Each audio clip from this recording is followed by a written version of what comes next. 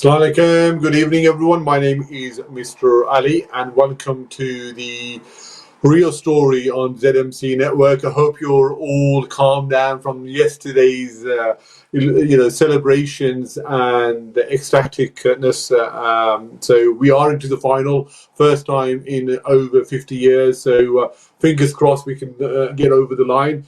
As always, I'm going to just go through the latest COVID dashboard figures before I introduce my today's guest and my today's topic as well. So in terms of where we are, so we have had an increase of 615 of positive cases compared to the week previous. So we have now 3,116 cases compared to the previous week of 2,502. 95% of these are now derived and accelerated because of the Delta variant, otherwise known as the Indian variant. And what does that mean per 100,000 population? It is 302.9 for this week in terms of positive cases compared to 219 for the week previous. In terms of those areas which have the highest number of positive cases are thus, please. So listen to those areas, starting with Selly Park, which has 537 cases, followed by Ladywood, 377, Perry Bar, which has 373, Hall Green, which has 363, Sheldon, which has 362, Ward End, which has 343, and then Glebe Farm, which has 329. We have now a staggering 47 million people that have been vaccinated with the first dose, and about 29 million people that have been vaccinated with the double dose. And as a result of the excellent vaccination program that the NHS has been rolling out, that is why we are not seeing the net number of deaths and admissions into secondary care as well. So where we are at the moment, we've got a number of local mobile vaccination units taking place. The one on Monday the 12th from 9:30 to 3:30 is taking place at Small Heath Wellbeing Centre. On the same day, Monday the 12th of July, in Alum Rock at the Solely Adult Education Centre on the Anthony Road. That's also taking place between 9:30 and 3:30. On Tuesday the 13th, the mobile vaccination unit is going to Ward End and at the Ward End Library, and that's taking place between 9:30 and 3:30. Then on the 11th of July, it is taking place at the Christian Church, Bromford Bridge in Hodge Hill, and then on the 16th, which is next Friday, there is one at the Al Quran Mosque in Alum Rock between the hours of 1 to 5 p.m. And then on the 20th of July, there's one taking place on Eid Day, actually, which is at the Ward End Library again once more, and the final one on the 21st of July is back in Hodge Hill at the Christian Church, Bromford Bridge. And with these, you can walk in appointment, and it's for anyone that is over 18, and it is a Pfizer vaccine that is going to be administered as well. So without further ado, today we are going to be talking about the Euro 2020s, but also the lack of Asian female representation in sport, but in particular football. So today I welcome Farzana, better known as Faz, and also Dee, to help me talk about this show. Real warm welcome to both of you. Hello. Hi. Hello there. How are you? Okay. Good, thank you. Good, thank you. Yeah, fantastic. So before we even talk about obviously the lack of Asian females, in particular Pakistani and Muslims, let's talk about what's the current and how the whole lot of the country is now euphoric, absolutely excited and ecstatic to have our first final for more than 50 years.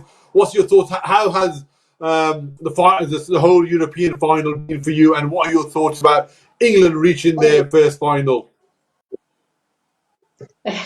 So this one's for me, Dee. Alex. Yeah, I think it's a massive achievement. It's been always that we've obviously been knocked out in the quarterfinals at the highest stage sort of thing. So it's a case of getting further and further with such a young, mixed, diverse team is an achievement in itself. And I think what Gareth Southgate's done is absolutely amazing. And I'm so proud of all of them, especially the likes of Raheem Sterling and all of them, just what they've achieved. And hopefully they will go on to Sunday's final and actually win as well. That's my hope. Yeah, definitely. Fingers crossed, really. So I'll be there with my takeaway about pizza and cheering them on, the boys on, really, on Sunday. But before we even get to that, you know what? I must confess, previously, whenever England were playing, I always wanted them to lose. But you know what? This tournament. That's my confessions. I hope I don't get lynched for it. But you know what? This tournament feels different. I want them to win. I'm there wearing my England shirt. I'm there with my England flag. I feel patriotic. I want England. I feel part of the setup. I feel part of the team. I don't know. Why do you think that's different this time around, Faz?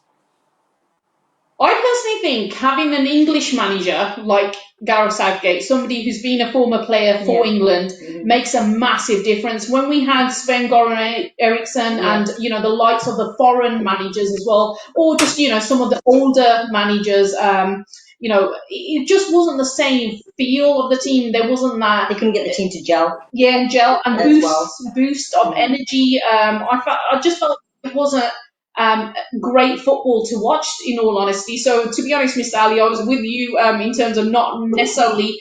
To be honest, I was neutral. I didn't really want them to win, or I didn't really care, to be honest. Just see how well they get in the tournament. But I think because of their previous reputation, even I was a bit put off watching them. But when I heard that they got to the final, I actually watched my first match yesterday, and I thoroughly enjoyed it because they've got that. You may be the lucky omen. Yeah. Yeah. So you make sure you're there watching it on Sunday. Yeah, they could sense it. Yeah. No, just sorry. And in terms of how things are with the whole sort of country, whether you're working class, whether you're women, whether you're someone from the BAME community, everyone seems to be now part of this journey. And what do you put that? I mean, you mentioned obviously England, but also do you feel as though the players are a lot more approachable and they're part of this journey? I think they're a lot more humble, definitely. Yeah. I mean, when you hear the post-match commentary, you hear a lot more kind of, it's about the team rather than, individuals. And it shows, it echoes in terms of what Gareth sort of said, as well as the individual players. And, they're taking one step at a time and they're not running before they can walk, which is great because I think in the past there has been that almost element of ego with the English side where, to be honest, a lot of the time they thought themselves better than they actually were, in all honesty. So I think now they've kind of humbled themselves, grounded themselves. I think they're performing better because they're actually showing it on the pitch rather than all pre-match talk. And for people outside of football, the diversity in the group has brought people outside of football together as well. We've united them. You know what? I think football has transcended, all barriers and boundaries. I think it's brought the whole country together. Obviously we've had Brexit, we've had the pandemic. Everyone's been isolating and shielding and not being able to mix, and people have lost their jobs, lost their loved ones as well. And you know what? This is what the country needed. A team, a hope.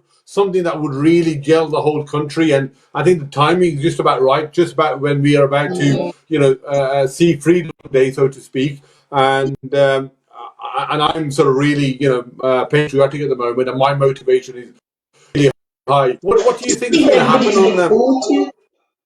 Yeah, I agree. Yeah, a common cause and something to, have street parties over after if we win. Now that you're able to socialise anyway. Yeah. And I think there should be a national holiday, hopefully when we win. And irrespective as well. I think irrespective as well, I think maybe if Boris Johnson gets his act together, maybe that Monday, or there may be a tour of the bus. You have that sort of celebration. Maybe we should have definitely something in the diary where we're all just have a barbecue and just get together.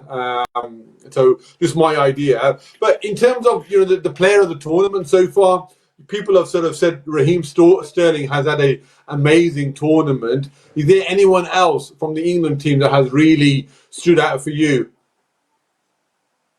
Kane, I'll say. Kane's done quite well. Kane's done his usual self, Yeah. and Dee reckons Kane. I'd say Maguire, the defence line in itself, because I mean they only conceded 1 goal yesterday. That shows a lot as well. So yeah, I think even Pickford. So there's quite a few players that have done really well. They need to be on the game for Sunday because I think they were a bit lucky in this last game. Yeah, that penalty was and the own goal. Yeah, I think it was a soft penalty. I would agree. Yeah, I'm making it real. I'm bringing it real. Yeah. I think what's happened is I think we've learned from our European friends that how to manage the game and do a bit of gamesmanship. So it'd be interesting on Italy because when they want to, you need to do is breathe on them and they fall over. So it'd be interesting to see what happens on Sunday. But they've been my team of the tournament, really, Italy. The way they've really hunted the ball down, the way they sort of done it in a real team sort of environment, and they've been quite nice to watch as well. I quite like their little striker, the one who scored on Tuesday, Chiese, the young little chap, and he's a real sort of. He doesn't give you a moment's rest, so I think he's one to watch. And then obviously you've got the old stalwart Chiellini in the back, applauding and giving it 100%, putting his body in the line at every shot. So it is going to be a tough game, isn't it? Yep. It will be. I mean, they did okay against the Danish, the Denmark players. There were some pretty hefty-looking defenders in that team, like literally solid walls. But I think they need to definitely up their game without a doubt, Miss Ali. I think they got lucky with this win in some respects because they weren't clinical. They've got to be literally clinical and at the top of their performance. So any other performance against Germany doesn't count unless they bring their A game on Sunday. I fully agree. And the Italians, they know how to get the result. They're used to playing in semi-finals and finals in big tournaments. They're used to winning. Whereas England is a very relatively young team. This whole new experience is new to them, playing in front of a home audience, full-packed stadium. And they've got one less day of recovery as well. So it's going to take an maid by the England players to get over the final and lift that tournament. And you know what? We'll certainly be cheering them on, won't we? Yeah. But I think being at home might boost their confidence. Yeah. I think the Wembley Stadium definitely will, as Dee's just said. I think being at Wembley is a massive difference. I know from events that I've attended with the Birmingham crowds even, they're amazing. The British fans are amazing. Yeah. Sometimes hooligans as well, but that's one of the small minority. Yeah. Did you see? I think it's more Zach really, Dee. I don't know. Have you met a girl called Zach? Oh, she's a real light wire. She is. So wouldn't want her to be anywhere near me when she's celebrating and watching the game. No.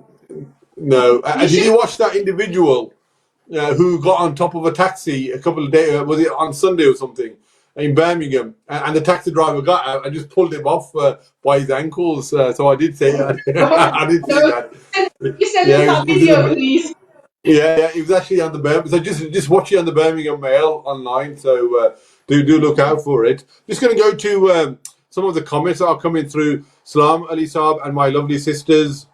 Farzana and Dee are trendsetters, very passionate and dedicated. We salute you. Keep up the good work. You seem to be getting a fan club of your own.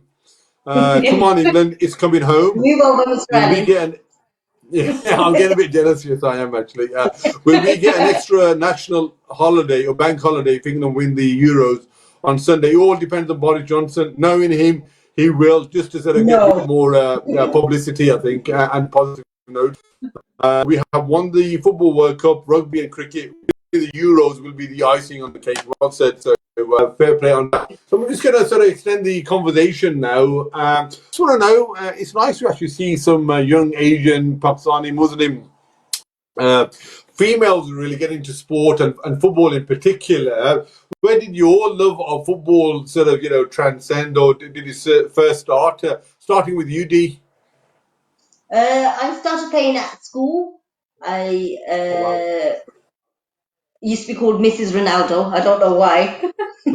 And from there, I had a little bit of a break until I went to college. And that's when I joined a proper league, and we competed, and it's just gone from there. A couple of years later, I met Faz at Bowes Green Girls School, and it's just lifted up from there, my whole career. Yeah, no, absolutely. You sure you didn't call yourself Miss Ronaldo? No, it's definitely the spectators. It was Mrs. Oh, Mrs. okay. Ronaldo, Yeah, married to him. Oh, yeah, Mrs. Ronaldo. Yeah, no, yeah. Most absolutely. people just said Messi, but Yeah, no, absolutely. And where do you tend to play? Do you do a particular position or? I started off at defense. I'm starting to move up. Depending on where I play, sometimes they place me up as striker. Oh, So wow. they've got the confidence in me. But I'm a bit short and nippy, and sometimes they call me the rat. I get around everybody. But yeah, Yeah, I mean, go and on. Faz, what about you? I started playing when I was really young, like 4 or 5 years old, and my Oh, older wow. brother's actually the one who's got me involved. I mentioned previously that we're all, my brother, my dad, and myself all support different London clubs, and it's just grown ever since. Played at school, played, in after school clubs sort of thing. So yeah, Ballsy Green Girls School is where I met Dee, and Dee is amazing to play with, and so is Zakia as well. But Mhm. all the girls there are absolutely fantastic, and it's like a home from home. And playing with these guys, it's always like family. So we've been playing for over 10 years, and the passions always Oh, grew. wow. So watching football, very much my older brother and my dad's influence, but certainly playing has been a combination of family and the great sisters in Friends, our yeah. community. Sure. So, Faz, it sort of sounds that you were brought up in London. I don't know whether you were born in Birmingham. I was born in Yeah. Stoke-on-Trent, but I'm not going to support a racist club. I'm sorry. I'm sorry to anyone who's a Stoke supporter, but I don't believe in that supporting the team where your local team. Actually, I do support Birmingham City over Aston Villa if that counts for anything. Oh, yeah. That's No, not, it doesn't I'm not. count for anything. I'm not the one to talk. I'm not the one to talk. I support Liverpool, never been to Oh, Liverpool in my life. So, but I want to sort of talk. Obviously, now that you know what it's like, and the makeup is a large Mirpuri community. We're very conservative generally, but especially when it comes to our daughters and our sisters. So, in terms of the uptake of sport, we don't really past sort of secondary school. Even at secondary school, we do frown on it, and it's about time changed. How can we change that sort of that misconception and sort of allow and the freedom to our younger females to sort of let them active and enjoy sport, and if they want to take post sort of 16 post school, give them the trust and the encouragement to take it up even on a semi-professional level or professional level, if that's something that they're able to willing to do. What's your thoughts? I think we need to boost our children's confidence, because we might find that there's areas that they're confident in, and sports might be one of them. Over the years, we've had growing numbers of groups coming around local communities that are focused mainly on females. So there's no reason for us to now take our children away and say you can't do this when there's facilities available for them. such as the Yeah. Wolves Green Girls School. Yeah, I mean, just to sort of share with you my experience, Dee, I run also a world-renowned, a famous football academy here in Alum Rock called Jabs B8FC, and we had a successful girls' football team, and we were playing indoors at Rockwood Academy on Naseby Road, and we were doing well. Unfortunately, when they did their refurbishment, they closed all the facilities to us. And then obviously we all moved to Warden Park and we were playing outside, and the girls just wouldn't, nor the parents would allow us to let them play and practice in an outdoor setting with obviously people being able to sort of see them running around. So I think there is obviously the image about their body image, their confidence of sort of playing outdoor public setting, whereas they were perfectly fine within a sort of a private secluded area. I don't know how we can sort of again overcome these sort of things, because it's all very well sort of playing them at some point, if they are sort of wanting to take you up more seriously or sort of maybe playing outside, you will see people passing by or sort of looking, but sometimes the parents or the individual doesn't have that confidence. What are your thoughts? How do we overcome some of these challenges and barriers? Well, some of those barriers have already been overcome by organisations like Saheli Hub, who actually operate from Warden Park, and they do the cycling Yeah. for the women. And actually, because of the the ladies cycling around every Saturday around the park, there's actually been interest from the older gentlemen in the area as well, just to obviously have cycling facilities for them.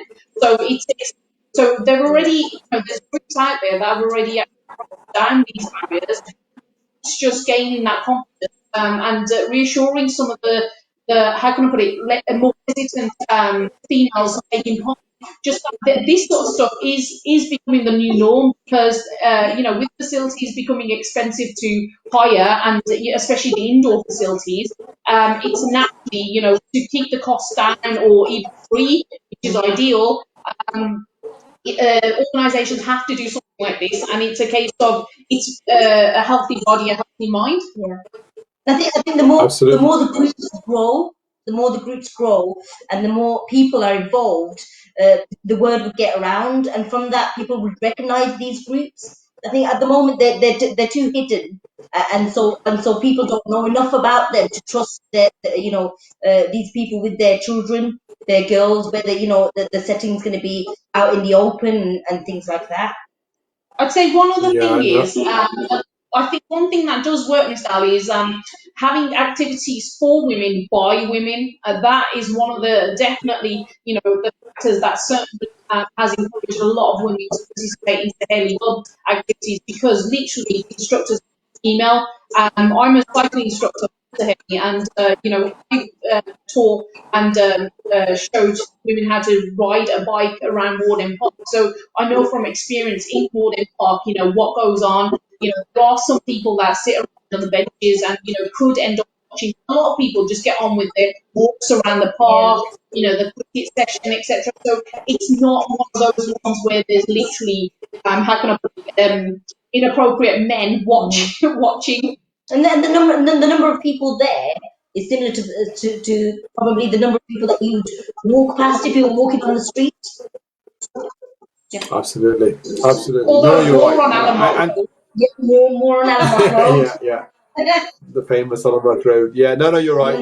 And in terms of, is there a sort of a girls' league or a sort of an Asian or a Muslim girls' league that if someone is interested to make that next step, they can join yourselves, or maybe you've also got BYSA girls. They're very successful over in the Saltley Leisure Centre. So is there something formally set up within Birmingham?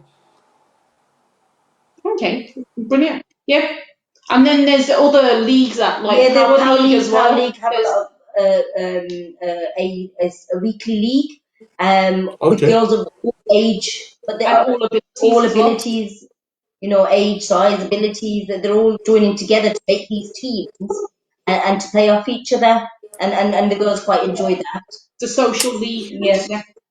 Yeah, yeah, and also the popularity of the girls' football league. So, the Liverpool ladies, the Arsenal ladies, and also the England national women's team are doing incredibly well. And I must say, the last time I saw some football for girls was about 3-4 years ago, and then this season I was watching them, and I must say, the technical skill that I've seen this time round, I was actually taken back. I couldn't quite see the difference between the male and the female sort of the game now, and I think it's really come on board. And do you see over the next few months, years, the talent that is there talent within our Asian and our Muslim women that is coming through that we can nurture, and hopefully maybe in the next few years we can see them playing for some of these professional teams or even the national team? Yeah, inshallah, why not? Yeah. Because it's a case of, I think, as Zaki also said, where there's a passion, you need to actually just go for it, because at the end of the day, the only person who's really, really stopping you is yourself. And the families just need to get behind them, motivate them, let them achieve as much as they can do in the sport of football. Yeah, because it's better they go into something like this than into, and this is speaking for the women and the men of, the community, better than going into things like drugs and all the other kind of things that can really take you off track of life in general. Yeah, no, absolutely. And do you still think there is institutional racism when it comes to not just people from a BAME community, but as a Asian Muslim female, you tick every box that are racist, or your chances are going to be hindered. Is it mind over matter, or do you know that you have to try that 150%, and that determination and that willpower will take you to where you want to achieve? Or do you think there's like a glass ceiling that prevents young Pakistani or Muslim girls reaching and fulfilling their ambition? I think it's a bit of both. I think you need to rise above it, because at the end of the day, ultimately, it's beneficial for you to push yourself and to get there and show the world your skill, rather than to be kept hidden from the world just because of the color that you are or the religion that you are. Yeah, well I said. think also I'm all for that that.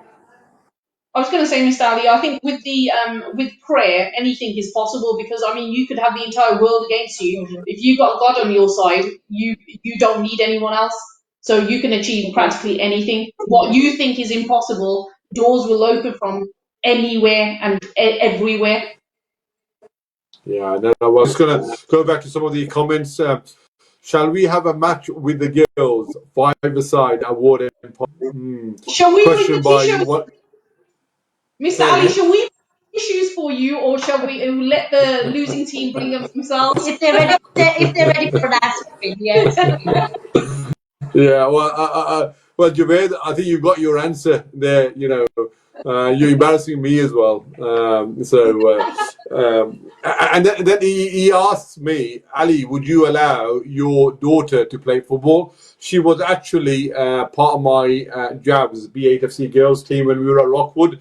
So I have encouraged her from a young age. And we also have a sort of a boys team, and we were one player short for a sort of under 11s team. So I put her in goals. So she was a goalie, and she had a ball backed at her, and bless her, she made an amazing save, but she obviously dislocated or hurt her thumb.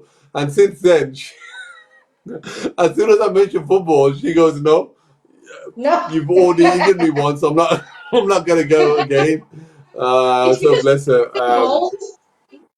Yeah, no, I know. I should have put her somewhere else, but bless her. Yeah, you wanted to protect them I'm and just, put her in the worst situation. yeah, I know. I'll put her in goals, and she hasn't forgotten since. You must have so much courage. The challenge the Asian mentality regarding girls playing football, and I suppose it's a bit what Dee and Faz already said, that whatever the life's challenges or the barriers are there, you as an individual must also have that confidence and that resilience to overcome those and say, look, I am going to give it my 100%, and leave the rest to the Almighty, rather than always blaming the racism or whatever the other sort of obstacles that are in front of you. But anyway, we are sort of getting towards the end of the show now, Faz and Dee. Couple of things. I'm just going to give you sort of maybe a minute each, really, just to obviously let us know what you think is going to happen on Sunday. And secondly, also in terms of what your future hopes and aspirations are for young girls that are aspiring to be, sports people or football, as a professional career, what's your message out to them? Well, for the game on Sunday, my predictions are 1-0 to Spain.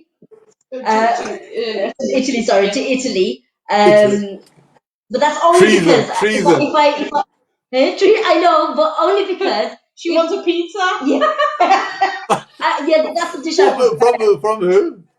I'll buy you a pizza. I want a pizza, not fish and chips. Fair play. But as for girls, I hope joining teams like ourselves can push them to feel that confidence to do what they want to do when it comes to football. If they have the skill, and we can push those skills and let them go as far as they can do. No, thank you, Faz. And I think the score will be 2-1 to, I'm hoping it will be England. And I want Sterling to have probably both goals, but if not, one apiece between Kane and Sterling. I don't care who scores from Italy, to be honest, but as long as it's not own goal. And in terms of women, yeah, exactly what Dee said. I think women need to continue looking for opportunities. If they don't know, ask. People do know. Especially in the, certain sports clubs will know of other sports clubs, even if they don't do exactly what, each other do. So they do, there's loads of opportunities out there. It's just a case of sometimes even Google searching, but certainly word of mouth and, ask around, because if you're not asking, then, you're not doing half your research. Absolutely, well said, both of you, really. So this show and my platform is always open. If you want to share or if you want to come on any time, then please just do reach out to me, and I'll do my best to make that happen. And I can't really sum it up better than this particular guest, who says, my very best wishes to you, my dear sisters. May you succeed in all aspects of your life. Thank you. Thank you very much. Thank you. Wow, nice way to finish off. You, both of you, take care, and I'll be with you, Faz, on Sunday. And Dee, we'll rub that pizza in your face on Monday, won't we? On a bike. on a bike, absolutely. You take care. Thank you for tuning in and sharing your experiences. That's the lovely Dee and Faz, who are good sport and have again come on my platform on The Real Story on ZMC Network to tell you what their predictions are, not only for Sunday, but also what their hopes and aspirations are for young aspiring women, Asian women, BAME women within sports. Until next week, please look after yourselves and good luck to England on Sunday. It's coming home.